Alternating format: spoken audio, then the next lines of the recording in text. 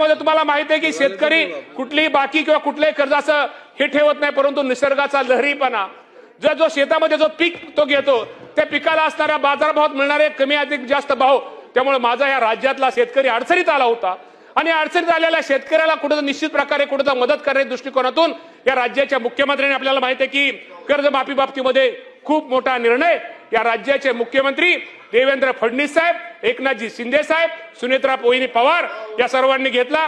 स्वर्गीय अजितदादा पवार साहेब पाठीमागे जे शेतकरी संघटनेचे नेते होते त्या बैठकीला दादा होते आणि त्या नात्याला नाव पण त्यांनी दिले की पुण्यश्लोक अहिल्यादेवी होळकर शेतकरी कर्जमाफी योजना। एक खूप ऐतिहासिक मोठा निर्णय हा निश्चित प्रकारे माझ्या शेतकऱ्यासाठी या राज्य सरकारने घेतलेला आहे। साधारणतः 30 सप्टेंबर 2025 पर्यंत पीक कर्ज जे असले पीक कर्ज थकीत असणारे पात्र शेतकऱ्यांना रुपये 2 लाख रुपये, त्याचप्रमाणे कर्जाची नियमित फेड करणाऱ्या शेतकऱ्यांना प्रोत्साहनपर 50,000 रुपये लाभ देणार सरकारच्या माध्यमातून निर्णय घेतलेला आहे।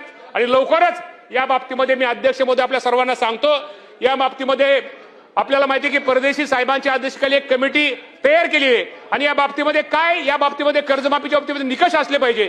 हे निकष हे निश्चित प्रकारे येणाऱ्या लवकरात लवकर निकषाची माहिती घेऊन या बाबतीमध्ये माझ्या या योजनेच्या माध्यमातून माझ्या जास्तीत जास्त शेतकऱ्याला कर्जमाफीचा कसा फायदा होईल या बाबतीमध्ये निर्णय निश्चित प्रकारे घेतला जाईल या बाबतीत। आणि दुसरा अध्यक्ष महोदय आपल्याला माहिती आहे की या राज्य शासनाच्या वतीनं गोपीनाथ मुंडे शेतकरी सानुग्रहण योजना ही राबवली जाते। अध्यक्ष महोदय आपल्या सर्वांना माहिती आहे की शेतकरी कुटुंबांना अपघातामध्ये मदत करणारी ही योजना शेतकरी सानुग्रहण योजना अधिक गतिशील करून शेतकऱ्यांना लवकरात लवकर लाभ देण्याकरता ही योजना पूर्वी ऑफलाईन होती, त्यामुळे शेतकऱ्यांना खूप अडचणी यायच्या। एखाद्या घरामध्ये एखादा माणूस गेला, एखादा शेतकरी गेला तर त्या घरामध्ये दुःख असायचं आणि त्यानंतर ऑफलाईन असल्यामुळे त्याला त्या प्रक्रियेला थोडा उशीर लागायचा।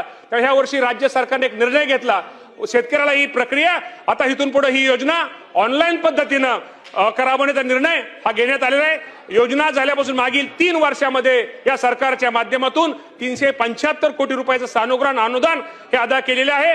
सन्मान्य सदस्यांनी वीज पडून मृत्यू पावलेल्या असू द्या, सर्पदंशाने मृत्यू पावलेल्या, तसेच वन्य प्राणी व वाघाच्या हल्ल्यात मृत्यू झाल्यास अपघातग्रस्त शेतकऱ्यांना बाबतीमध्ये अपघात विमा मिळण्याबाबत मुद्दा उपस्थित केला आहे। सदर तिन्ही बाबीसाठी गोपीनाथ मुंडे शेतकरी अपघात विमा अनुदान योजनेतून 2 लाख इतके सानुग्रहण अनुदान आपण राज्य सरकारच्या माध्यमातून हे माझ्या शेतकरी बांधव यांच्या कुटुंबामध्ये दिले जातं। आपल्याला अध्यक्ष महोदय हे माहिती आहे, शेतीमध्ये काम करताना शेतकरी इतकाच शेतमजूर पण खूप महत्वाचा घटक आहे, तो देखील एक आपत्ती महत्वाचा घटक असल्यामुळं त्यामध्ये त्या शेतमजुराला पण त्याच्या कुटुंबाला सुद्धा अपघातात मदत करण्याच्या दृष्टिकोनातून या वर्षी अध्यक्ष महोदय राज्य सरकारने या राज्याचे मुख्यमंत्री देवेंद्र फडणवीस साहेब, एकनाथजी शिंदे साहेब, सुनेत्रा वहिनी पवार आणि मी विशेषतः आशिषजी जयस्वाल आमचे राज्यमंत्री यांचं नाव का घेतो, या योजनेमध्ये त्यांनी खूप मोठा पुढाकार घेतला होता। त्या दृष्टिकोनातून यावर्षी सरकारने गोपीनाथ मुंडे शेतकरी अपघात सुरक्षा योजनेतून यामध्ये शेतमजुरांचा पण समावेश अध्यक्ष महोदय यामध्ये समावेश केल्याचा क्रांतिकारी निर्णय या राज्य सरकारने घेतलेला आहे।